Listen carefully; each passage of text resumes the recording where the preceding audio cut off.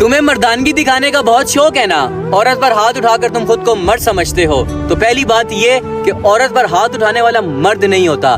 مرد جب عورت کے سامنے کمزور پڑنے لگتا ہے تب وہ عورت پر ہاتھ اٹھاتا ہے، اس پر ظلم کرتا ہے۔ اور دوسری بات کہ تم اگر واقعہ میں مرد ہو نا تو اپنی زندگی میں سے صرف 5 منٹ نکال کر کسی بھی ہاسپٹل چلے جانا، وہاں پر جا کر ڈیلیوری روم میں جانا، پھر تم اپنی آنکھوں سے دیکھو گے کہ کیسے ایک عورت تمہارے لیے، تمہاری اولاد کے لیے درد سے چیخ رہی ہوتی ہے، مر رہی ہوتی ہے۔ کس کے لیے؟ صرف تمہارے لیے، تمہیں خوشی دینے کے لیے خود موت سے کھیل رہی ہوتی ہے۔ پھر تمہیں احساس ہوگا، پھر تمہیں خود سے نفرت ہونے لگ جائے گی کہ یار جس عورت پر میں ہاتھ اٹھا کے خوش ہوتا رہا ہوں اصل میں وہ مردانگی نہیں تھی۔